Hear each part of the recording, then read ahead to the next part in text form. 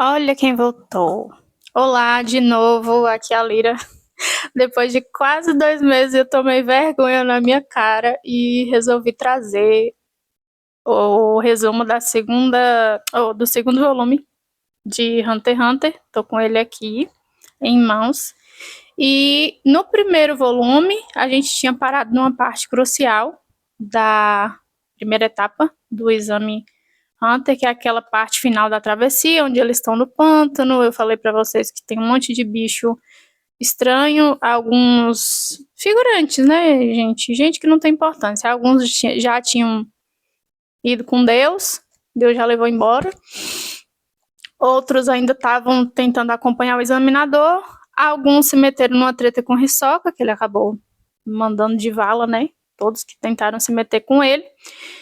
E na parte exata que terminou, o Kurapika, o Leório e, se eu não me engano, o Hanzo, que era aquele careca, eu acho que era o Hanzo, eles deram de cara com o Hisoka fazendo isso e eles resolveram fugir, né? Cada um para um ponto para meio que confundir o Hisoka e se ele fosse tentar correr atrás de alguém que fosse uma pessoa só, né? As outras teriam vantagem. Mas, porém, nosso querido e amado Leório, ele é uma pessoa bem esquentadinha e ele se sentiu meio que ofendido, manchou a honra dele, né? Essa questão de vou fugir da briga. Então ele resolveu do nada voltar para enfrentar o Hisoka. Corajoso, corajoso, né? Mas meio burro. Enfim, Leório sendo Leório. Meu, gosto muito dele, amo muito Leório. Inclusive é o personagem que tá mais próximo da gente, né? Em questão de se nós fôssemos inseridos no universo de Hunter x Hunter, ele é um dos que tá com o pensamento mais próximo. Enfim, o Hisoka acaba dando um pau no Leório, ele quase vai com Deus também, só que o Gon aparece, enfia a vara de pescar na cara do Hisoka. Pela primeira vez, o Gon descreve que ele sentiu, sabe aquela sensação de que você tá perto de um perigo gigantesco, que você não consegue controlar o medo? Então, o Gon tava com essa sensação quando ele encontrou o Hisoka. E meio que o Hisoka fez aquele raio-x que ele faz em todo mundo, né? Que ele avalia quem vale a pena ficar vivo, quem não vale. Na visão dele, tanto o Leório quanto o Gon e o Kurapika, que eu esqueci de mencionar, que ele voltou para trás para ajudar o amigo, né? Apesar de que o Gon já tinha ajudado, mas ele voltou. Ele simplesmente fala: vocês passaram no meu exame particular, né? Na minha avaliação particular. Vocês merecem viver. Porque vocês ainda são frutas verdes e eu vejo um potencial muito grande. Vocês podem amadurecer e aí no futuro, sim, ele vai querer lutar com os três. O Hisoka tem muito isso de as pessoas para ele são definidas como quem ele vai querer enfrentar e quem ele não vai querer enfrentar. Quem ele não vai querer enfrentar, ele já descarta logo. Quem ele vê que tem muito potencial, ele deixa viver até maturar, vamos dizer assim, a um ponto que ele consiga enfrentar essa pessoa. Isso a gente vai ver bem mais pra frente nos próximos volumes. Enfim, ele pega o Leório desacordado, joga no ombro, fala que tá indo encontrar uma pessoa, que até então ele tá com tipo um walk-talk, sabe? Toca lá o walk-talk e uma pessoa anuncia: já consegui chegar perto do examinador, cadê você? E aí ele fala: tô indo pra linha de chegada, tô levando o rapaz, não se preocupe que eu não vou fazer nada com ele, e a gente se vê lá, beleza? Beleza. Nisso os meninos ainda treinaram um pouco, né, pra poder encontrar o examinador, teve outras armadilhas, o Gon tinha se separado do Killua até então, aí ele encontra o Killua e eles vão avançando nessa floresta. Ele só consegue encontrar o Killua lá no ponto de chegada, porque eles já estavam muito afastados, e ele foi seguindo o cheiro da colônia do Leório. O que é curioso, numa ceninha o Kurapika até fala: nossa, você tem... Isso é igualzinho um cachorro, não vai focar meninas, mas está ilustrado aqui. Você é igualzinho um cachorro, você consegue seguir as pessoas pelo cheiro delas, então, rapaz, Parabéns, viu? Enfim, eles chegam como se fosse um galpão, um depósito, uma coisa assim. Vou tentar mostrar aqui para vocês. Foque. Aí. E eles precisam esperar dar exatamente uma certa hora lá, que eu não vou me lembrar qual é a hora exata, para poder começar a segunda etapa do exame. Enquanto isso, eles têm que ficar esperando ali. Até dar esse horário, dá para chegar a candidatos, né? Até então, o pessoal ainda está se agrupando naquele lugar. O senhor Satoshi, ele meio que dá um spoilerzinho para a gente do que vai acontecer, que o próximo examinador da segunda etapa é uma pessoa bem geniosa, porque é jovem, se eu não me engano é um caçador 2 estrelas, né, o que é um mérito já muito grande, é uma pessoa que tem uns critérios de avaliação bem, assim, acirrados, vai fazer o pessoal penar muito para poder passar na segunda etapa.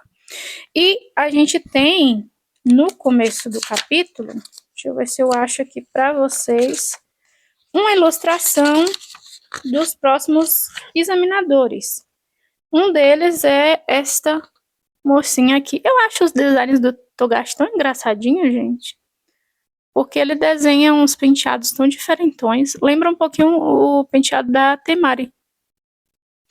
Ela é a Menti. Ela é uma examinadora, ela tem 20 e poucos anos e ela é uma Hunter gourmet. Que eu até citei levemente para vocês que tem todo tipo de Hunter, né? Então, aparece ela aqui com sua belíssima roupinha, com aquele shortinho beira, a palavra com C, né?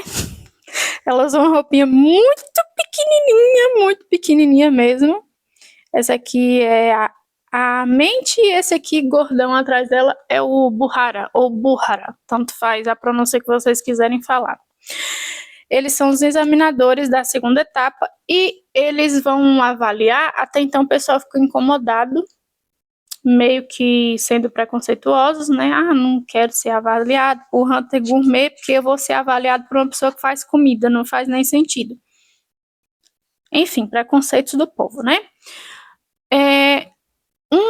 Dos critérios de avaliação, tanto da Mente quanto do Buhara, é você ter a capacidade de se ver em situações onde você tem todos os elementos dispostos ali e você vai ter que se virar, mesmo não entendendo parte do que está acontecendo. A gente sabe que na vida em geral, às vezes acontece isso, né? De você estar numa situação onde você não domina aquele determinado critério, mas que você acaba conseguindo se virar por ser uma pessoa muito observadora, por ser esperta, ou por ficar pegando detalhes e coisinhas que vão acabar te ajudando de alguma forma. Então, a segunda etapa consiste em basicamente fazer comida. Aí eles estão nesse galpão.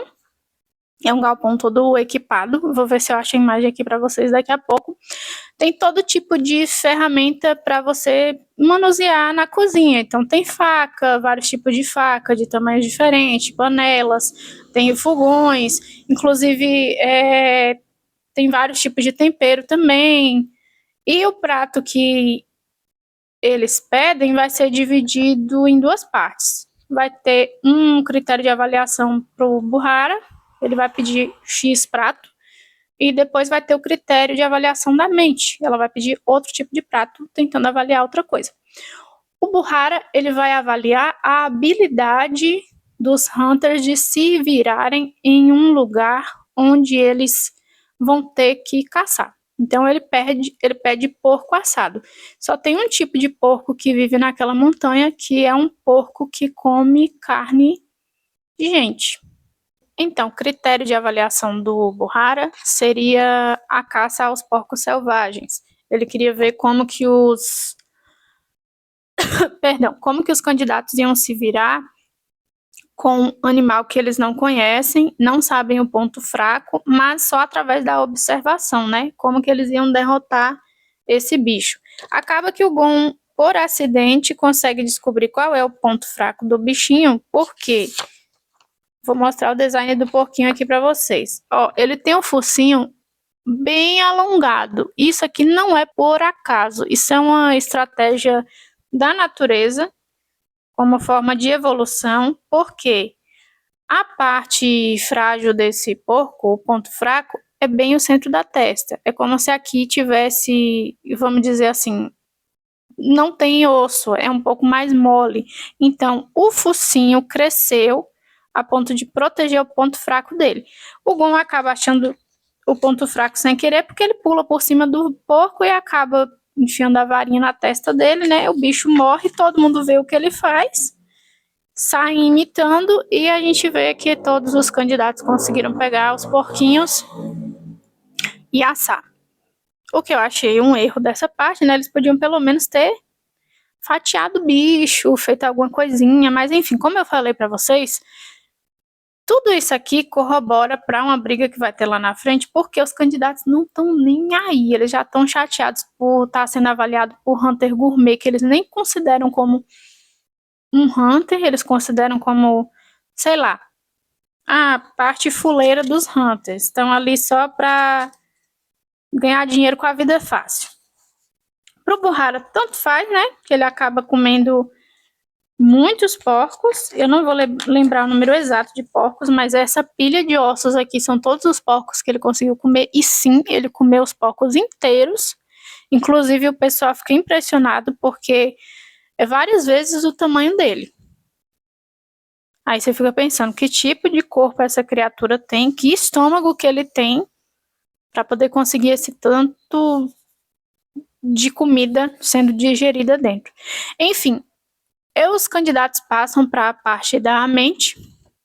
Ela já não gostou da forma como o Buhara avaliou, então ela fala que ela vai ser um pouco mais minuciosa na avaliação dela.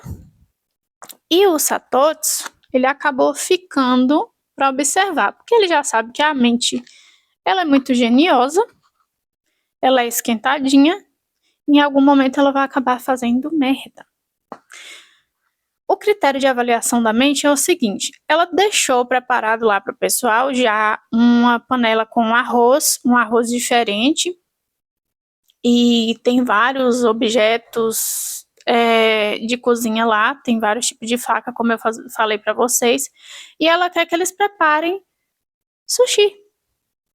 Só que no universo de Hunter, como eu falei, o mapa mundi deles é igual ao nosso mapa mundi. Porém, só tem um único candidato ali que veio do Japão, que é o Hanzo, aquele carequinha ninja, que ele recusa o refrigerante do Tompa lá no primeiro volume, que ele fala que ele não pega comida nem bebida da mão de ninguém. Este carequinha aqui, que inclusive ele lembra muito um personagem de Dragon Ball, que eu não vou lembrar o nome agora, porque eu assisti Dragon Ball quando eu era muito novinha, minha memória não está tão maravilhosa assim. Depois de certa idade, né, não vai ficando tão boa.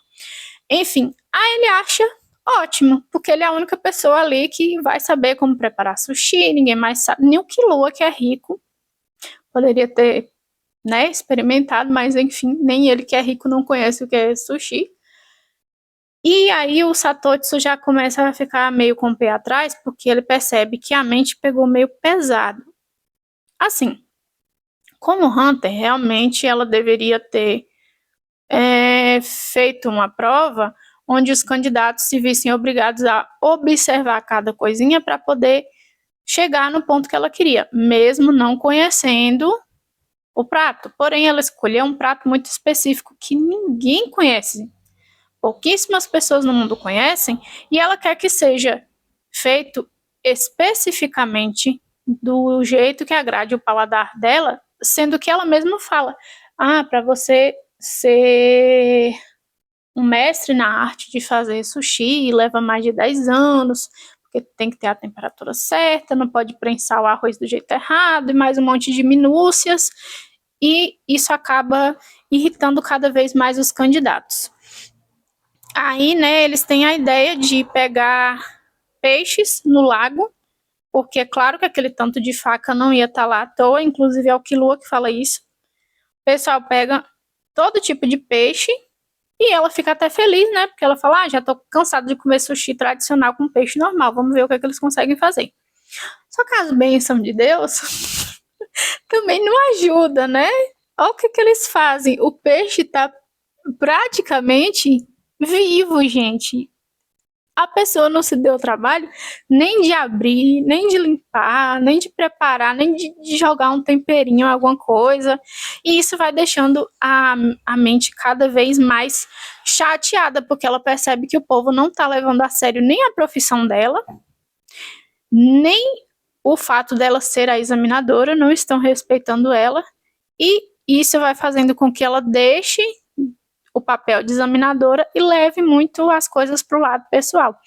Então, depois de experimentar um único sushi que ficou bom, que é o do Hanzo, que é esse aqui, que tá até bonitinho, bem feitinho, aqui, quadradinho e tal, ela rejeita. Ela poderia, né, ter experimentado, levado em consideração que o cara estava fazendo sushi pela primeira vez na vida, apesar dele ser japonês e ele já ter provado, mas fazer era a primeira vez que ele estava fazendo. Ela começou a desdenhar do prato, ele ficou com raiva, acabou falando a receita, revelando a receita para todo mundo de como é feito. E aí todo mundo começou a fazer sushi igual a ele e ela ficou chateada, reprovou todos. Resumo da ópera. A mulher reprovou todo mundo porque ninguém fez do jeito que ela queria. Cada um ela arrumava um defeito. Ou estava prensado do jeito errado, ou não estava no ponto certo, piriri e pororó. Isso leva o Satotsu, que é aquele cara que estava observando na árvore, o examinador da primeira prova, a ligar para a associação, falar com o secretário e avisar, olha, deu muita merda. A menina reprovou todo mundo, ela fez a maior bagunça e agora ela tá arrumando briga com os candidatos. Vê aí o que você pode fazer. Aí o secretário fala com o presidente, que é o nosso queridíssimo Isaac Netero, este senhorzinho aqui, ele tá num quadrinho muito pequenininho, depois quando ele aparecer num quadro maior eu mostro pra vocês. Esse aqui. E aí o Netero resolve que ele vai pegar o dirigível e ir até lá para conversar com a mente. Neste momento, a mente está brigando com um dos candidatos chamado Todo, que é esse gordinho aqui, do cabelinho meio quase coque samurai, porque ele está falando um monte de coisa a respeito da profissão dela, que ele não deveria nem estar sendo avaliado por ela, porque ele quer ser um hunter caçador de recompensa, e o que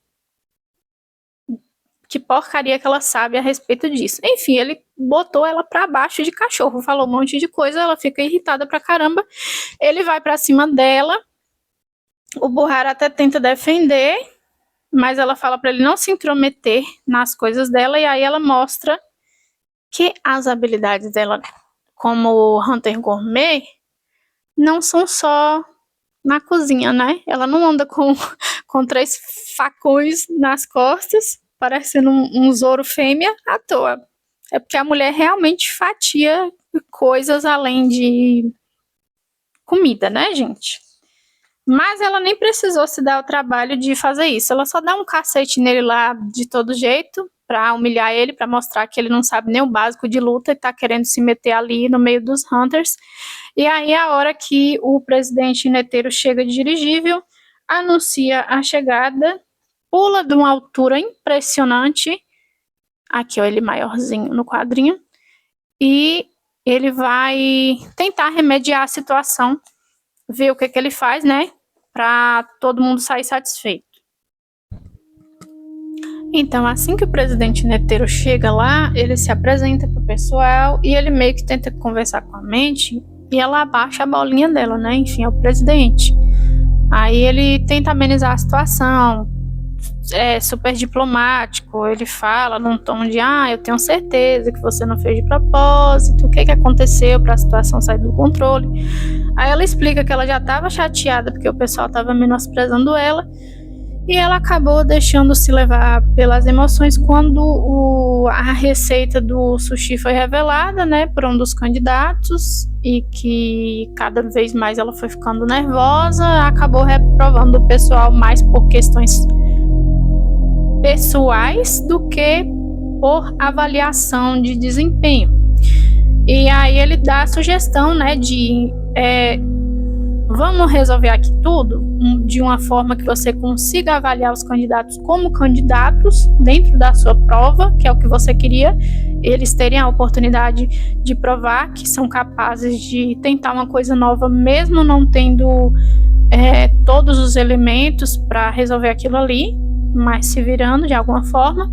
E ao mesmo tempo você prova que a profissão de Hunter Gourmet não é uma futilidade, é uma coisa importante também para o mundo dos Hunters. Aí ele leva a galera todinha para uma montanha e ela já saca, né, o que ele vai fazer. Chegando lá, ela explica que a prova vai ser ovo cozido. Ovo cozido é uma coisa bem simples, é uma coisa que todo mundo vai conseguir fazer, só que não é um simples ovo cozido. Eles vão ter que descer essa fenda aqui, esse abismo gigantesco, para poder pegar um ovo de uma criatura chamada águia-aranha. Como o próprio nome já diz, né? Um híbrido. É uma parte águia e uma parte aranha. Ela bota os ovos dela em teias e são sempre em lugares assim bem perigosos. Então os Hunters Gourmet, aqui ó, os ovinhos pendurados, eles se arriscam para poder pegar esses ovos porque o sabor é extraordinário. Então a mente, ela vai mostrar as habilidades dela, né? Provar que o Hunter Gourmet tem o seu valor quando ela resolve descer essa fenda, pegar o ovo de águia-aranha e voltar. No mangá, a gente vê que ela volta escalando. É porque o quadrinho é muito pequenininho, não vai dar nem para mostrar direito para vocês. Mas ela se joga de lá de cima, pega o ovo e volta escalando. No anime de 99, meio que tem... Tanto no anime de 99, acho que no de 2011 também, tem um vento que faz o pessoal flutuar. Ajuda bastante, achei muito bem colocado, achei. Só que, assim, tirou levemente um pouco do impacto, porque seria muito mais difícil você escalar um lugar, um rochedo mais escorregadio, que não tem tanta fenda para você estar enfiando a mão, segurando um ovo, do que você simplesmente flutuar e pulei ali, conseguir sair do lugar. Mas claro que tem que ter coragem para fazer uma loucura dessa também, né? Aí vários candidatos desistem, que ninguém é chongo da cabeça, para poder escalar sem ter o mínimo de noção de escalada. Então quem não tem noção de escalada ou acha que não vai dar conta, tchau, desisto aqui, ano que vem eu tento de novo. Nossos queridos maravilhosos protagonistas, é claro que não desistem, eles se jogam de cabeça e vão lá pegar os ovos. E aí o pessoal tem a ideia de cozinhar junto, né? Tanto o ovo de águia-aranha quanto o ovo de galinha comum e dar para o povo experimentar. E aí eles têm a ideia da diferença de sabor. Quão maravilhoso é o sabor do ovo da águia-aranha. E é uma coisa que a mente explica pro todo, né, que tava com raiva dela, que humilhou ela, falou aquele monte de coisa. Ela fala, a gente não é Hunter Gourmet simplesmente por futilidade. A gente também tá procurando tesouro, só que os nossos tesouros têm a ver com fazer as pessoas terem sensações diferentes, experimentar sabores novos, e a gente vai atrás dos ingredientes mais raros e mais inusitados, mais difíceis de conseguir, só para despertar essa sensação. É mais ou menos igual aquela cena do filme Ratatouille, que o cara experimenta o Ratatouille e aí volta na infância dele, dá aquela sensação maravilhosa. É isso que o Hunter Gourmet procura. Aí o cara pede desculpa, é claro que ele não fez a escalada, né? Ele só experimentou, que o bombonzinho foi lá, ai, toma aqui o meu ovo, experimenta para você saber como é que é e tal. Ele desiste, pede desculpa e fala que ano que vem ele vai tentar de novo e vai treinar mais, e mudou o pensamento dele a respeito das ramificações da profissão de Hunter. Aí o que acontece? Passaram quantos candidatos? Meu Deus, eu nem lembro exatamente quantos passaram. Acho que era 140, passou uns 42, vi agora. Passaram 42 da segunda para a terceira fase. Só que o povo já está exausto, eles estão lá no meio da montanha, eles estão bem distantes da terceira etapa. Perdão. E o presidente Netério tem a ideia, né, como o dirigível dele é gigantesco, ele tem a ideia de pegar a galera e falar, ó, vai demorar, acho que 1 dia e meio, mais ou menos, pra gente chegar na parte da terceira fase. Então, até então, fiquem no dirigível, vão descansar, vão conversar, vão fazer o que vocês quiserem, aproveitem a viagem, relaxem, beleza, fique aí de boa. Alguns candidatos aproveitam para descansar, como Leório, Curapka. Outros aproveitam para perturbar a galera, como o Tompa, né? Ele fica tentando induzir o pessoal a falar que, ai, não, a gente já tá dentro da terceira prova e ele tá testando vocês, mas é claro que não cola com todo mundo. E os meninos, que a gente esquece que são crianças, têm 12 anos de idade, tem uma pilha Duracell 220 volts enfiada no rabo. E eles não param quietos 5 segundos da vida deles, aí eles vão explorar o dirigível todo. E aí a primeira vez que a gente vê o Gon e o Killua realmente tendo um tempo para conversar, aí o Killua explica a origem dele aqui nesse quadro. Ele explica que ele vem da família Zoldyck, que é uma família de... eu acho que eu não posso falar essa palavra. É de uma família de pessoas que são pagas para mandar outras pessoas irem se encontrar com Jesus. Vou falar assim, né? Porque a palavra mesmo eu não vou poder falar. Mandar de vala, né? E aí ele fala que o Gon é a primeira pessoa no mundo que não fica impressionada, nem fica com medo dele. E é porque o Gon é bicho do mato, ele é muito gente boa, ele é bem tranquilo. Ele acha assim, você é quem eu tô conhecendo agora. Se sua família faz esse tipo de coisa na profissão, você também faz, né? O que eu posso fazer? Por enquanto, você não apresenta ameaça nenhuma pra mim. Então, pra mim, tá safe, tá beleza. Aí, eles sentem uma presença olhando pra eles. O Killua já fica assim meio arisco, meio receoso. O Gon não tem tanta percepção assim, que é claro, né, criados em ambientes diferentes. O Killua já é mais preparado para sentir o perigo. E aí aparece o presidente Neteiro com aquela cara de panguão dele, porque ele tem uma carinha de velhinho de boa. Sabe aqueles senhorzinho bem de boa que fica jogando bingo na pracinha? É o presidente Neteiro, ele é bem de boaça. Aí ele fala com os meninos, já que vocês estão com tanta energia, não tem nada para fazer, já exploraram tudo, o que vocês acham de jogar comigo? Vamos jogar uma bolinha aqui, eu tô com tempo livre também, não tenho nada para fazer, e o objetivo é o seguinte, vocês dois contra mim, vocês vão tentar tirar a bola da minha mão, e se vocês passarem, automaticamente eu dou a licença Hunter para vocês, porque eu sou o presidente, eu posso fazer o que eu quero, né? Então, bora. O Gon aceita, Killua aceita. E aí ele começa a avaliar a habilidade dos meninos.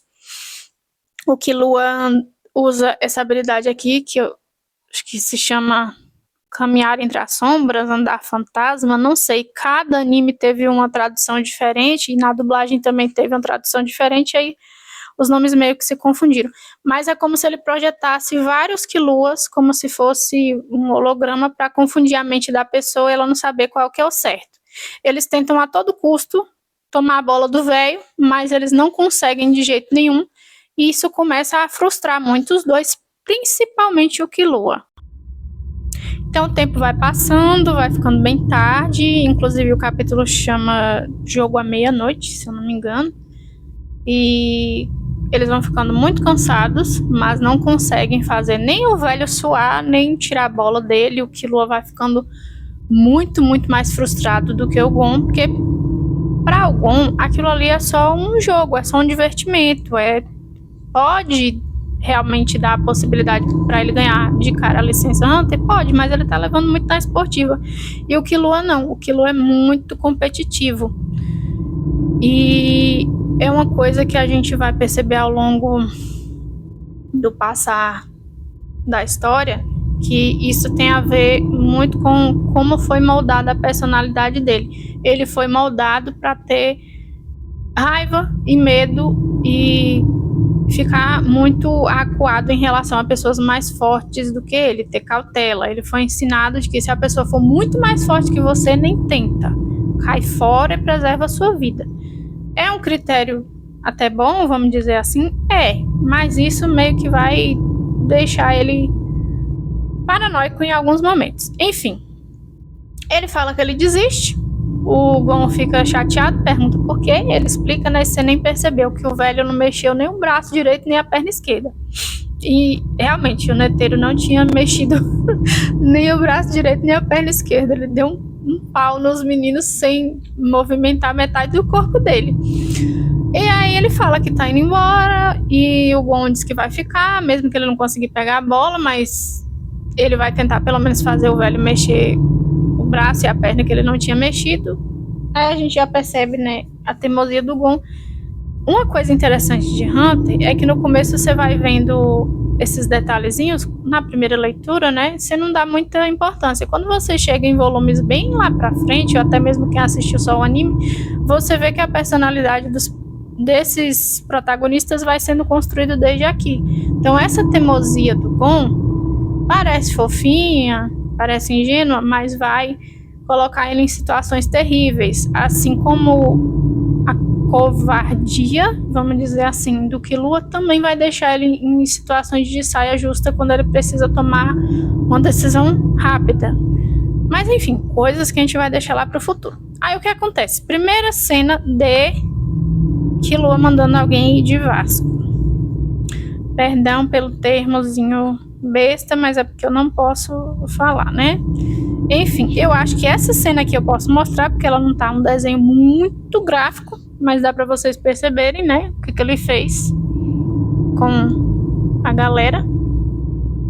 Porque ele tava passando, ele tava conversando, falando que ele tava frustrado, que se ele continuasse jogando ele ia acabar tentando fazer alguma coisa com o velho. Inclusive isso virou meme, né? Porque aquilo é forte, mas, né, filho, é o Neteiro, né? Você não ia conseguir arranhar a testa dele. E aí a galera tava dormindo. Não, a galera esbarra nele.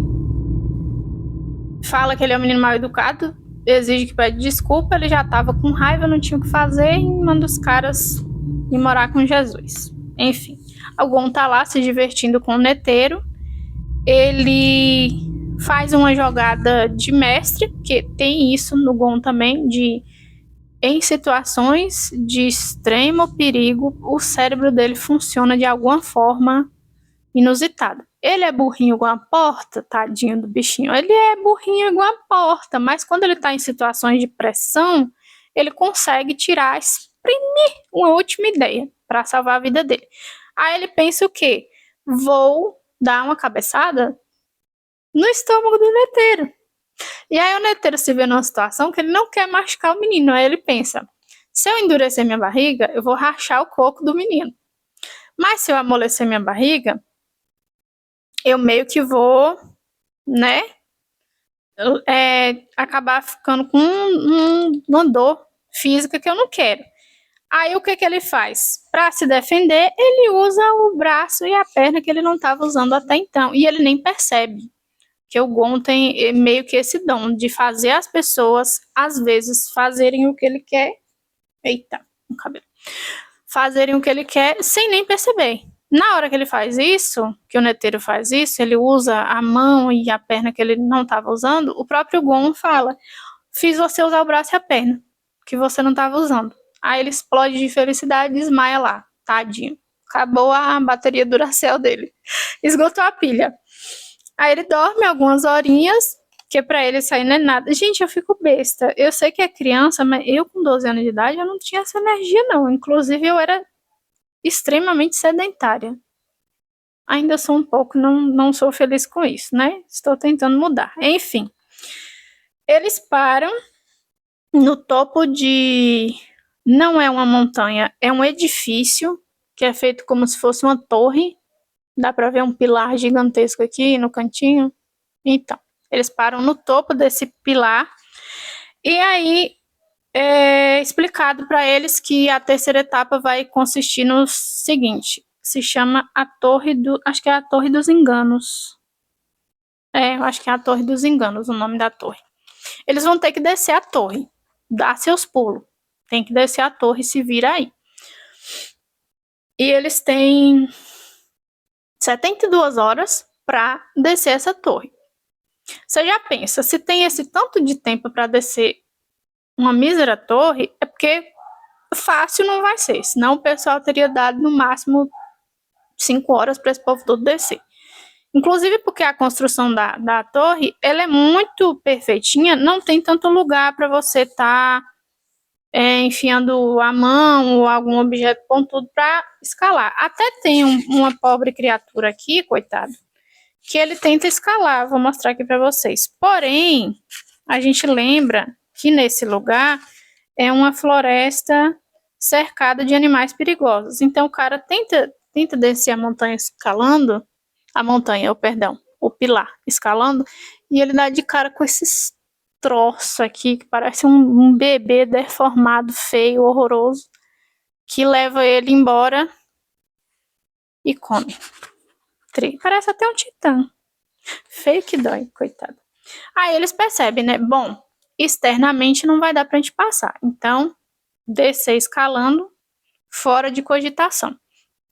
Aí a galera começa a observar que desses 42 candidatos que passaram, tirando o rapaz que morreu, 41 candidatos que passaram, tá diminuindo a quantidade de gente e eles ficam se perguntando em que horas que esse povo tá assumindo que a gente não tá percebendo. Aí o Gon e o Killua acham passagens, algumas pedras soltas, e aí eles avisam para o Kurapika e pro Leório, né? Olha, tem formas de passar, só que é o seguinte, assim que você aciona a passagem e passa por ela, ela fecha. Então, só dá para passar uma pessoa, ou seja, tem uma quantidade de passagem limitada e nem todos os candidatos vão conseguir descer. Aí eles acham, por um acaso, 5 passagens, 5 lajotas, uma do lado da outra. Só que eles pensam, não vai dar no mesmo lugar, né? Com certeza cada uma vai dar em alguma fenda, em algum lugar da torre que a gente vai ter que descer. Eles se despedem achando que vão se separar. Quando eles descem, eles veem que caíram na mesma saleta. Só que essa saleta, ela tem uma estátua, que inclusive é muito bonita, mas eu não sei se tem desenho dela, onde é dito que precisa de 5 pessoas para poder passar. Como eles estão em 4, eles vão ter que aguardar uma quinta pessoa achar aquela quinta passagem e cair na mesma sala que eles. Eles ficam, acho que umas 2 ou 3 horas mais ou menos esperando. E por azar, quem é o infeliz que acha a passagem é o infeliz do Tompa. Tinha que ser, né? O Tompa passa por essa passagem e aí cada um deles tem que usar um relógio. Cada um desses relógios tem um xizinho e uma bolinha para você responder questões. E isso é uma forma de deixar o grupo meio que separado. Porque quem organizou essa dinâmica? O examinador da terceira prova. Não vou lembrar do nome dele agora, mas daqui a pouco eu vou ver. Ele é um hunter especialista em caçar pessoas e ele sabe fazer tortura mental. Bom, o examinador da terceira parte da prova é esse cara aqui do Moicano, que infelizmente eu não vou me lembrar o nome dele, depois eu procuro. E como eu falei, ele é um hunter caçador de bandidos. Ele já colocou muita gente na prisão e são pessoas extremamente perigosas que tem aí no currículo. A coisa mais leve do currículo é mandar a gente ver Deus, né? A coisa mais leve. Aí vocês podem imaginar as outras coisas. É mencionado aqui, mas muitas coisas eu não posso falar. E qual é a função dele ali no exame? Ele quer testar a parte psicológica dos candidatos. Quanto que os candidatos aguentam ficar sob pressão, principalmente em grupo, porque algumas pessoas conseguem lidar muito bem com pressão quando elas estão em situações individuais. Só que em grupo são cabeças diferentes, com pensamentos diferentes. Em algum momento você não vai chegar num acordo, isso vai gerar discórdia, isso pode fazer até o grupo se voltar um contra o outro a ponto de, né, ter um atentado ali. Então ele quer ver o tanto que a galera aguenta. E qual é a função da prova dele? Primeiramente, a questão das escolhas já vai gerando briga, porque o Tompa não ajuda. Em vários momentos ele escolhe a opção errada e ele vem com aquela de ai, desculpa, apertei o botão errado. Ai, foi sem querer. E aquilo vai irritando o Leório, que é a pessoa mais esquentada. Os outros percebem que claramente o Tompa está fazendo de propósito, mas tentam relevar. Algumas vezes o Tom é acusado injustamente, porque vamos lembrar que é um grupo que o Gon tá. E o Gon não é aquela pessoa mais inteligente do mundo. Então, às vezes, ele é a pessoa que aperta o botão sem querer, ou ele é a pessoa que faz a escolha errada. Mas o Leório já parte para cima do Tom, achando que é ele que está fazendo todas as decisões erradas, e isso acaba gerando conflitos e briguinhas ali. Chega um momento que eles passam por um lugar onde tem uma plataforma e eles veem que tem algumas pessoas encapuzadas ali do lado. Uma dessas pessoas é esse fortão aqui. O nome dele é Bendoto.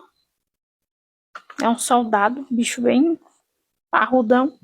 Parece até personagem de Fullmetal Alchemist. E essa aqui é a plataforma. Dá para vocês verem que por esse vazio aqui, né?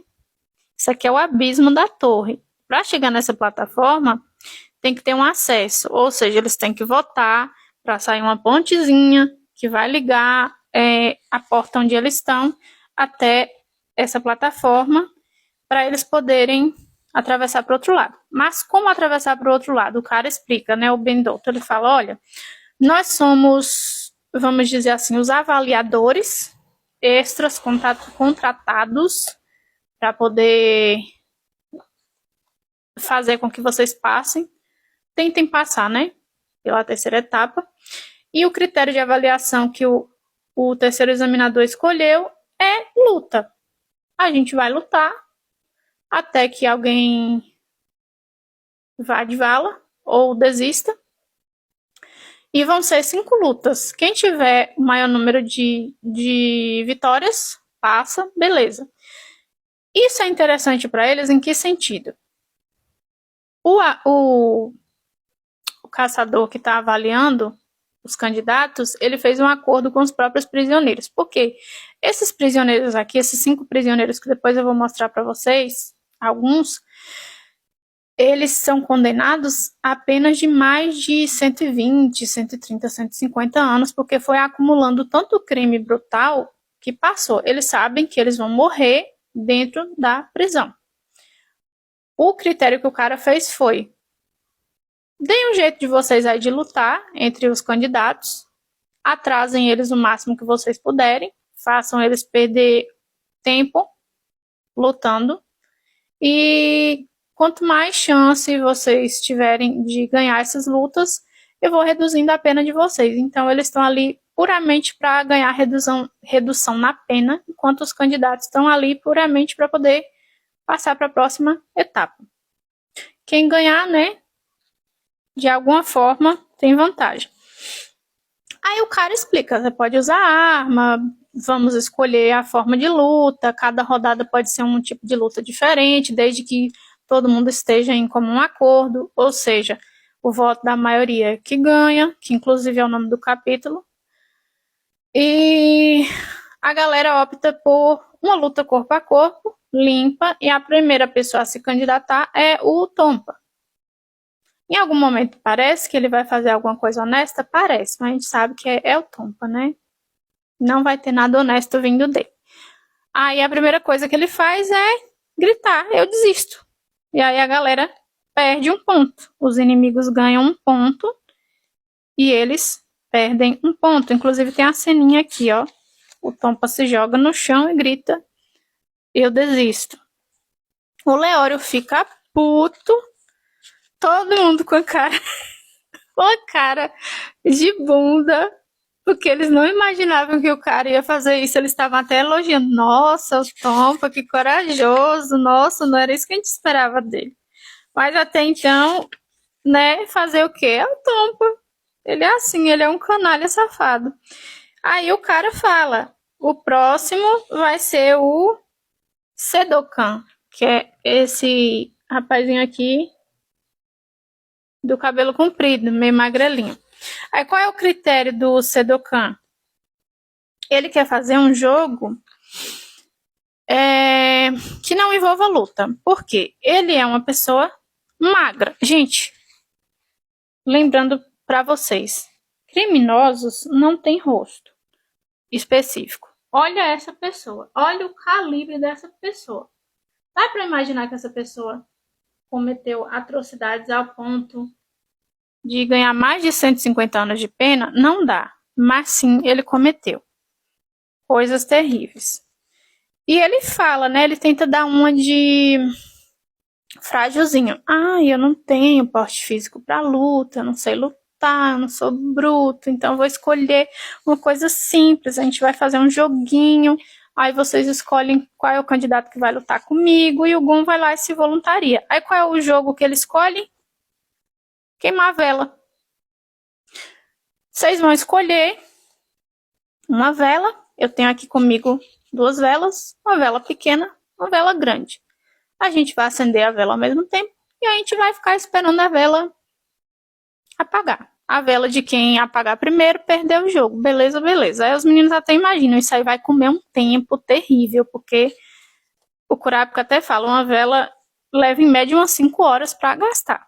E aí ele fala: agora é com vocês, escolham a vela pequena ou a vela grande. Aí vem toda aquela questão psicológica. E se você escolher a vela errada? E se a vela tiver uma armadilha? E se a armadilha estiver na vela pequena, mas estiver na vela grande? Aí vira toda aquela confusão mental e eles não conseguem entrar em um acordo. E eles falam: vamos deixar para o Gon, porque o Gon tem um instinto, porque ele viveu na floresta, ele vai saber escolher. E o critério de avaliação do Gon é simplicidade, né? Aí ele vai lá e fala: eu quero a vela grande. E todo mundo pergunta por quê. E ele só fala: porque a vela grande leva mais tempo para gastar. Todo mundo faz aquela cara de... Enfim, né? Ninguém ia sair desse impasse, ninguém ia conseguir escolher a vela certa mesmo. Então eles escolhem cada um a sua vela e acendem ao mesmo tempo e começam a esperar. Só que dá para perceber que do fundo desse abismo tem um ventinho, então eles ficam tentando proteger a vela para não apagar, né? E é enfatizado que esse vento é até um pouco forte. Aí o que acontece? A vela do Gon começa a derreter desesperadamente, de uma forma bem violenta. Ele não consegue controlar, e aí ele entra em desespero. Lembra que eu falei para vocês? Gon entra em desespero, o cérebro dele funciona melhor. Aí o que ele faz? O cara explica: as 4 velas estavam com armadilha. Ele estava com 4 velas, aliás, ele escondeu 2. Não importa que você escolhesse, eu ia te dar que estava com pólvora dentro. E aí o Gon bota a velinha lá e ele fala: minha vela tá queimando rápido, né? Quer dizer que não vai apagar tão fácil.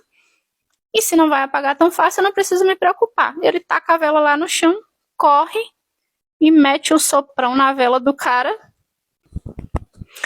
Aí só para finalizar, que eu acho que passou muito rápido para vocês. Aqui a ceninha onde o Gon resolve botar a cabecinha dele para funcionar. Coloca a velinha no chão. Corre bem rápido, né? Que ele é ágil pra caramba. Apaga a vela do cara e ele simplesmente faz essa carinha de: ganhei, trouxa. Toma aí na sua cara. E o examinador fica impressionado, porque ele é bem rápido. Criança ligeira, né? Enfim, assim termina o volume 2. Foi um mangá até curtinho, rápido, bem mais rápido do que o volume 1. A terceira etapa não acaba aqui, ela continua no volume 3. Por enquanto eu não tenho o volume 3, então vai demorar um pouquinho para trazer resumo para vocês, mas enfim, né? Vai ter a luta do Kurapika, vai ter a luta do Leório e do Killua também. São as melhores que tem. Essas aqui foram até rapidinhas, porque as 3 melhores lutas são desses 3 personagens. Gente, desculpa pela demora. Eu vou tentar tomar vergonha na minha cara mais e fazer outros resumos. Eu pretendo fazer mais 1 ou 2 resumos esse mês. Vamos ver, né? Tomara que eu consiga. Como eu disse, eu tô relendo As Crônicas de Gelo e Fogo. Ainda não terminei o resumo. E eu tô relendo também Crepúsculo. Então, em breve, eu vou trazer um desses 2 aí. Ou A Guerra dos Tronos, que é o primeiro livro das Crônicas de Gelo e Fogo, ou o livro de Crepúsculo. Eu não garanto que eu vou continuar a série de Crepúsculo, porque até então, na minha vida inteira, eu só li o primeiro livro. Tô relendo para fazer o resumo. Mas não é uma coisa que, né, que me atrai tanto. Talvez, se eu ver que vale a pena, eu traga o resumo dos outros. Enfim, muito obrigada e deixem comentários de resenhas que vocês querem ver.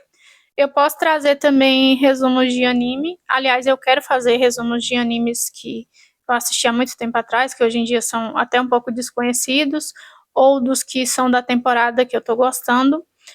Mas isso aí é uma coisinha que eu vou elaborar melhor para trazer para vocês. Muito obrigada por ter me assistido, deixe comentário e beijo.